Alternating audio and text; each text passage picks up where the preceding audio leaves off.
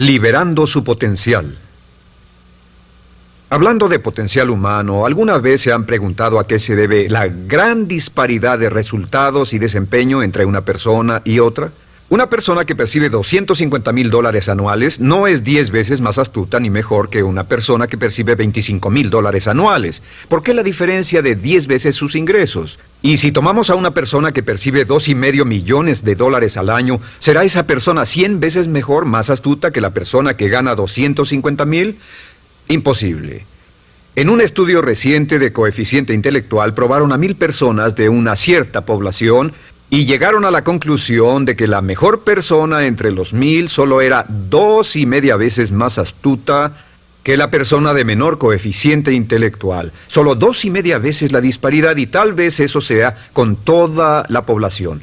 ¿A qué supone que se debe la diferencia? Al hablar de potencial humano, llegamos a una fórmula que deduje hace algunos años. Tal vez eso lo explique un poco. La fórmula comienza con lo que llamamos AI. O sea, atributos innatos, las cualidades, la inteligencia, la habilidad, el temperamento, cosas con las que se nace que no pueden cambiarse mucho. Además de los atributos adquiridos. Estos atributos son muy importantes, son su educación, su capacitación, sus capacidades, su experiencia, conocimiento, sabiduría, etc., multiplicado por A, que es su actitud, es igual al potencial humano individual, o al desempeño humano individual o resultados individuales humanos. Ahora, de estos tres, los atributos innatos se traen desde el nacimiento.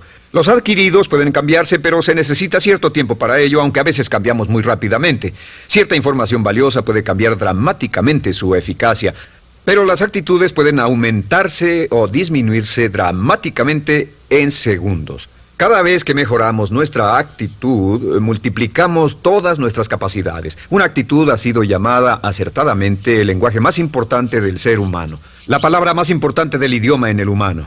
Todo lo que hacemos en la vida, según un estudio en Harvard entre estudiantes ejecutivos, será en un 85% de actitudes.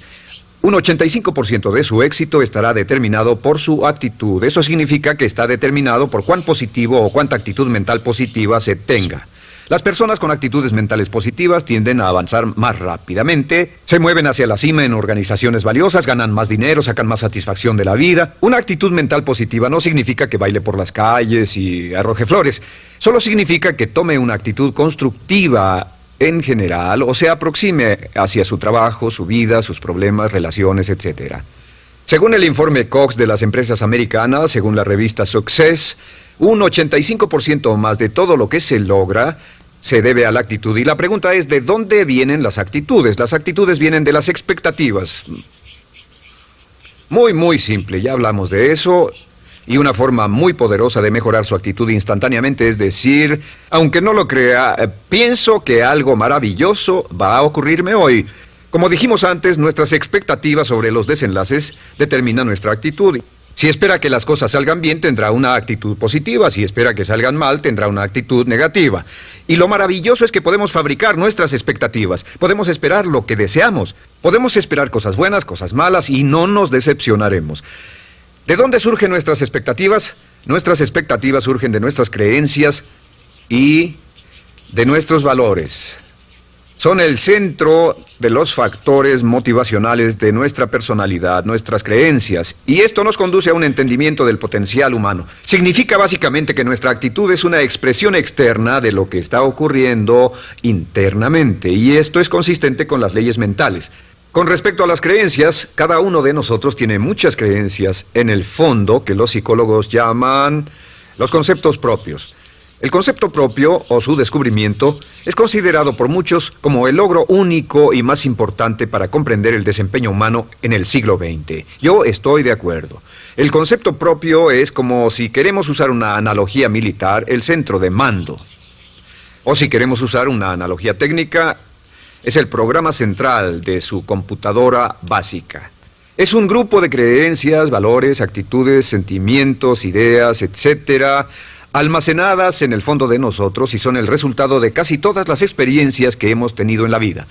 Y algunos investigadores dicen que el concepto propio comienza a formarse aún antes del nacimiento, pero el concepto propio, una vez colocado, Precede, predice y determina sus niveles de eficacia y desempeño en todas las áreas de nuestra vida. El concepto propio se convierte en el centro de mando o el programa maestro. El concepto propio de este grupo de creencias determina lo que dirá, lo que hará, cómo actuará, cómo se siente y reacciona, etc. ¿Qué significa esto? Significa que todas las mejoras en su vida externa, todos los cambios en su realidad comienzan con un cambio en su concepto propio.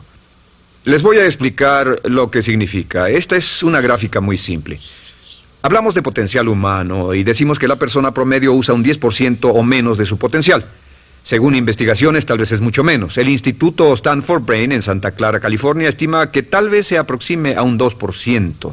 Seremos generosos y diremos que la persona promedio usa un 10%. Significa que en los mejores casos, la mayoría, como usted o yo, no usamos un 90% de nuestro potencial. Uno de los mejores filósofos, Oliver Wendell Holmes, dice que la tragedia de la persona promedio es que llegan a la tumba con su música aún por dentro. Aún están funcionando con mucho menos de su potencial total. Y esto es el potencial humano. Sabemos que existe una relación directa entre el potencial humano y el concepto propio. Pero como nuestros conceptos propios o nuestras estimaciones de nosotros mismos generalmente son mucho menores de lo que debieran ser, nuestro nivel de desempeño y eficacia también es menor. Sabemos que nuestro concepto propio es altamente subjetivo. ¿Qué significa esto? Significa que el concepto propio, lo que pensamos que es cierto sobre nosotros mismos, no está basado en la realidad, está basado en información que hemos tomado y aceptado como cierto, hasta el grado en que creemos lo que sea de nosotros mismos y se vuelve cierto para nosotros porque actuamos de una forma consistente con ello. Algunas personas que leen sus horóscopos y creen en horóscopos predicen su futuro. Hay algunas personas que toman la crítica y las opiniones de otros a quienes ni siquiera respetan y hacen suyas esas ideas, dando un resultado muy negativo. Lo que piense, lo que acepte como cierto, se vuelve cierto para usted. También sabemos que como adultos tenemos una variedad de conceptos propios. Tenemos un concepto propio de cómo vestirnos, cuánto pesamos, lo que comemos, lo bien que podemos hablar en público, qué tipo de padres somos, qué tipo de hijos somos con nuestros padres, qué tipo de esposo o esposa somos, qué tipo de amante, de conductor. Lo interesante de manejar es que todos los hombres tienen un concepto muy positivo con respecto a esto. Las mujeres no entienden esto, pero los hombres nacen con un genio inherente para manejar. Todos los hombres son choferes excelentes. Si no lo creen, todo lo que tienen que hacer las mujeres que están viendo esto es pensar en la última vez que trataron de corregir la forma de conducir de un hombre y recordarán que no obtuvieron buenas respuestas. ¿Cómo respondemos ante alguien que desafía nuestro concepto propio, sugiriendo que no somos las personas que pensamos ser? Estamos a la defensiva, nos enfadamos, nos irritamos, es difícil que nos traten. Tenemos un concepto propio de lo creativos que somos, lo inteligentes, lo rápido que leemos, lo bueno que somos en los deportes, y si practicamos una gran variedad de ellos, tenemos un concepto propio para cada uno de ellos. Tenemos un concepto propio de lo bien que cocinamos, de lo bien que educamos a nuestros hijos, de lo bien que limpiamos nuestra casa, los autos que manejamos, etc. Y también de lo que valemos por lo que ganamos. Es muy interesante saber que nunca ganamos más del 10% de nuestro concepto propio en ingresos. Nuestro concepto propio determina nuestro nivel de ingresos. Este nivel de concepto propio se llama zona de confort. Y aunque querramos más dinero, veremos que la tendencia humana natural de todas las actitudes es luchar por lograr entrar a la zona de confort y luego quedarnos ahí. Si ganamos un 10% por encima de nuestro concepto propio de ingresos, tendremos una necesidad imperante de deshacernos de ese dinero. Lo donaremos, lo gastaremos en forma extravagante y hasta lo perderemos si recibimos demasiado. Las personas que ganan la lotería siempre están quebradas a los 2 o 3 años. Queman el dinero porque ese dinero está más allá de su concepto propio. Si gana 10% o menos de su nivel de concepto propio, se descubrirá luchando, trabajará más duro, más tiempo, pensará en forma más creativa, buscará diferentes formas para aumentar sus ingresos o sus segundos ingresos. La única forma de mejorar cualquier parte de su vida, incluyendo sus ingresos, es aumentando el nivel del concepto propio de sus ingresos, comenzando a pensar en usted como si estuviera ganando más dinero. Si quiere bajar de peso, la única forma en que podrá lograrlo es pensando en que está delgado. Piense en usted mismo como una persona más delgada. Si quiere volverse una persona más popular, más amorosa, más feliz o más sana, comience a pensar una y otra vez en esas cosas hasta que se vuelvan parte de su nuevo concepto propio. Hablaremos de eso más adelante. Es una parte esencial de la programación de su mente hacia el éxito. Su concepto propio global está determinado por el promedio de sus conceptos propios en las áreas que considere importantes. Ahora, su concepto propio está formado de 3 partes críticas. La primera parte del concepto propio es el ideal propio. El ideal propio es la persona que más desearía ser, es su idea de lo que constituye un ganador, es su visión ideal de lo mejor que puede ser usted. Nada más, una de las cosas que sabemos de las personas con éxito es que las personas con éxito tienen ideales propios muy claros, ideales claros de quién quieren ser en el futuro. Las que no tienen éxito tienen ideales muy vagos. El número 2 es la autoimagen. La autoimagen es como un retrato de cómo se ve a sí mismo y lo que piensa de sí mismo. La autoimagen es el espejo interno, es como se percibe a sí mismo ahora en su desempeño actual, en forma cotidiana. La tercera parte es su autoestima. Su autoestima es cómo se siente consigo mismo. Cómo se siente consigo mismo es la fuerza motriz, el motor, la fuerza poderosa dentro de su subconsciente. Es la fuerza de energía dentro de su concepto propio y determina casi todo lo que le pasa. La mejor definición de autoestima es cuánto se agrada a sí mismo. Cuánto se agrada a sí mismo como esposo, cuánto se agrada a sí mismo como empleado, cuánto se agrada a sí mismo como jefe, como inversionista, como orador profesional, como atleta, etcétera. Según se agrade a sí mismo, su nivel de autoestima, su sentimiento emocional global respecto a cualquier área de su vida, determina su desempeño y su eficacia en dicha área. Lo sorprendente es que se convierte en lo que piensa, su concepto propio es maleable, su autoestima puede formarse repitiendo una y otra vez, me agrada mi persona, me agrada mi persona, me agrada mi persona.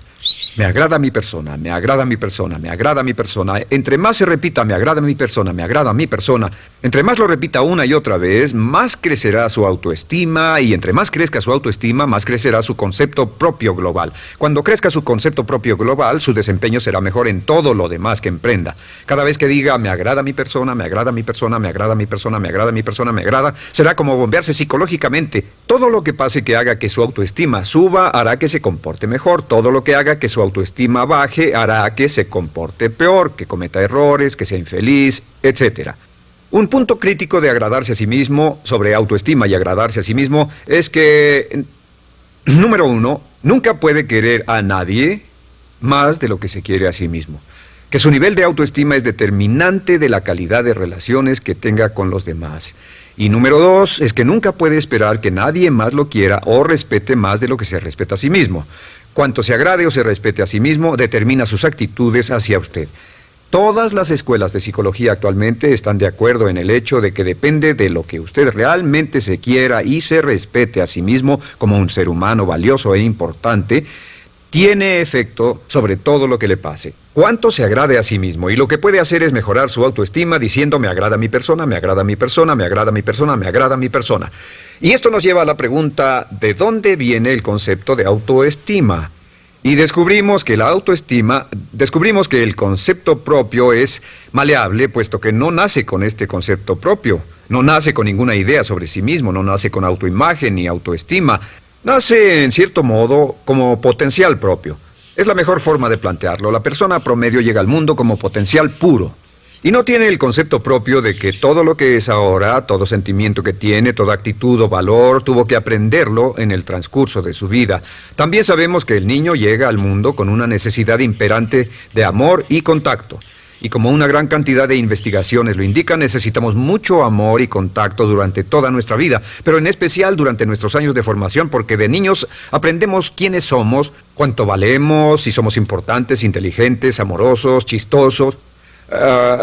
Todo esto lo aprendemos por la forma en que nuestros padres nos tratan. Si nuestros padres, nuestros parientes, tíos o tías, en especial nuestros padres, nos tratan como si fuéramos realmente importantes, crecemos pensando que somos realmente importantes, pero si nuestros padres no lo hacen, pasa algo más. Sabemos que los primeros años de vida son los más importantes para el desarrollo del concepto propio, que un niño comienza a partir de cero. El niño nace sin saber quién es él o ella. Son sumamente valiosos el primero, segundo, tercero, cuarto y quinto años de vida. Algunos psicólogos pensaban que eran los 5 primeros años, pero ahora dicen que son los 3 primeros años. En sus 3 primeros años de vida el niño aprende quién es y dicen que si se les da suficiente cantidad y buena calidad de amor en los 3 a 5 primeros años, los prepara usted de por vida. Los coloca en una base sólida de autoestima y confianza en sí mismos, valor e importancia realmente. Existe una relación directa entre la calidad y la cantidad de amor y el desarrollo de una personalidad sana. Entre más amor, amor incondicional, reciba un niño en sus años formativos, más fuerte será la base de su personalidad. El reverso de la educación es que casi todos los problemas de psicosis, neurosis, perturbaciones de la personalidad y problemas de comportamiento surgen de los problemas que se tengan con el concepto propio. Ahora observemos a los adultos. Aquí está nuestra personalidad adulta. Si nos observamos, podemos llegar a reparar nuestras bases, por así decirlo, repitiéndonos una y otra vez: me agrada mi persona, me agrada mi persona, me agrada mi persona, y llevamos ese concreto reparador hacia la base de nuestra personalidad. Los niños necesitan el amor como las rosas necesitan la lluvia. Los niños que carecen de amor a menudo mueren por escasez de amor. Es una enfermedad llamada marisma. Ahora, ¿qué más sabemos sobre los niños? Sabemos que los niños llegan al mundo con dos atributos notables. El primero es que no sienten temor. Los niños nacen sin temores. No temen a nada excepto a caerse y a los ruidos fuertes. Y esto se expresa en sus actitudes: yo puedo. Los niños llegan al mundo pensando que pueden hacer cualquier cosa, y quien haya criado a un niño hasta la edad de 3, 4 o 5 años sabe que debe pasar esos primeros años evitando que se maten, porque son como pilotos japoneses, porque no le tienen miedo a nada. Su segundo atributo es que llegan al mundo totalmente espontáneos. Dicen lo que quieren, hacen lo que quieren, son totalmente desinhibidos. Totalmente. Ellos no temen hacer nada de lo que desean, y esto se expresa en su actitud: no quiero. No tengo que hacerlo. Si ha tratado de controlar a un niño, lo habrá visto. Lo primero que dicen cuando comienza a darle órdenes, lo primero que aprenden es: no tengo que hacerlo. Claro, a veces cambiamos sus mentes de una u otra forma, pero estos son los dos atributos con los que los niños llegan al mundo. Llegan al mundo sin temores y desinhibidos. ¿Qué significa esto? Significa que nuestro derecho innato natural es no ser temerosos y ser desinhibidos. Y solo cuando podemos crear la misma situación en nuestra vida adulta, cuando no tememos y somos desinhibidos, nos sentimos a gusto con nosotros mismos.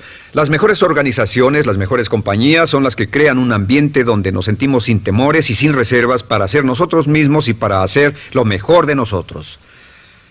Al crecer descubrimos que los niños aprenden de dos maneras. La primera es por imitación. Imitan a uno o a ambos padres, en especial al padre dominante. Algunas veces el padre dominante cambiará cuando crezca el niño, y a veces los niños imitan al padre, a veces a la madre, pero aprenden por imitación. Muchas características y hábitos que tenemos como adultos los aprendimos de nuestros padres. ¿Alguna vez ha tenido la oportunidad, ha tenido la ocasión de gritarle o reñirle a uno de sus hijos? Verá que le dice las mismas cosas que le dijo su padre a usted cuando era niño. Así que imitamos. A veces imitamos su caminar, a veces su forma de hablar, a veces imitamos sus valores, sus creencias, etcétera, aunque esos valores y esas creencias no tengan ningún valor. ¿Por qué? Porque nuestros padres eran así cuando nosotros éramos niños. La segunda forma en que aprendemos es pasando de la incomodidad, lo que no se siente bien, hacia la comodidad. Freud llamó a esto el principio del placer. O sea que nos movemos hacia aquello que nos hace sentir cómodos, lo que nos da placer, lo que nos hace sentir bien con nosotros. Nos movemos de la incomodidad hacia la comodidad. Así es como aprendemos a no mojar el pañal, por ejemplo. Sabemos que no es agradable caminar con popó o pipí en nuestros pañales. Vemos lo que hacen nuestros padres, vemos lo que nuestros parientes hacen y decimos: estas personas no hacen lo que yo. Así aprendemos a caminar y lo demás. Así que de la incomodidad hacia la comodidad.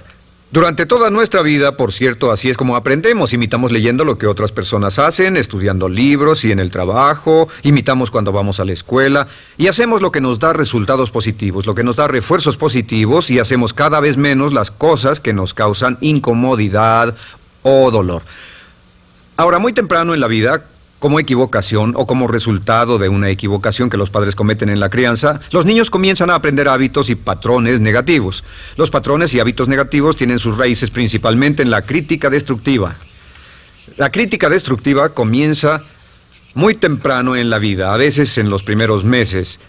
Y la crítica destructiva la usan los padres para dirigir y controlar a sus hijos. Desafortunadamente, tiene un efecto muy peligroso y dañino sobre nosotros, ya que la crítica destructiva tiende a minar la integridad de la personalidad del niño.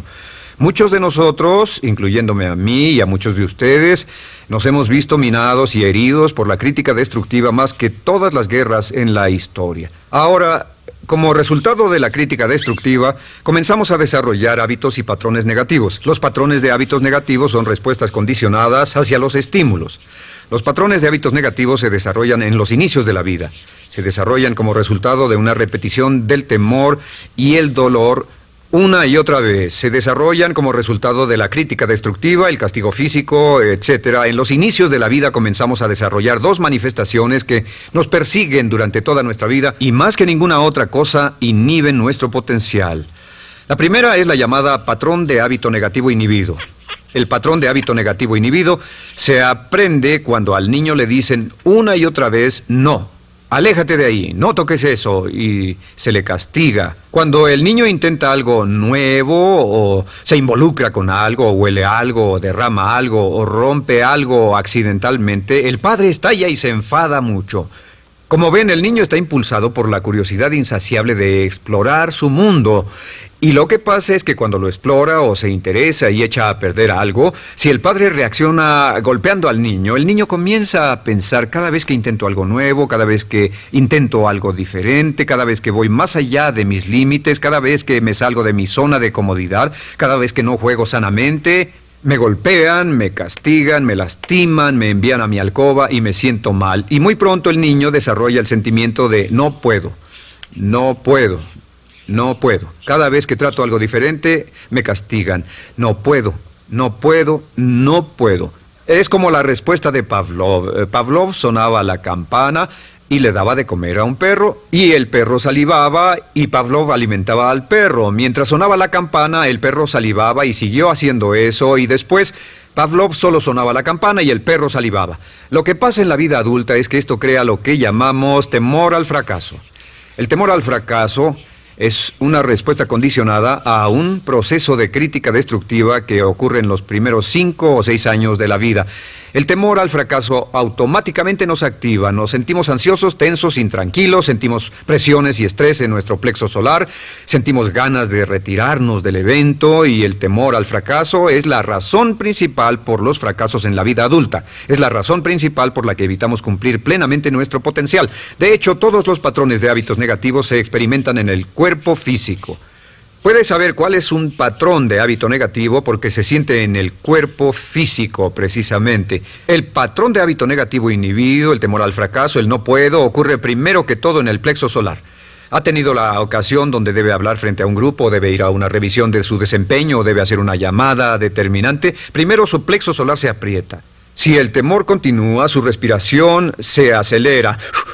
Su corazón comienza a latir apresuradamente, su frecuencia respiratoria aumenta y le duele la cabeza como migraña en la parte frontal, su garganta se le cierra y no puede hablar y se le seca la boca por completo, y como se pone tan tenso y asustado, va corriendo al baño.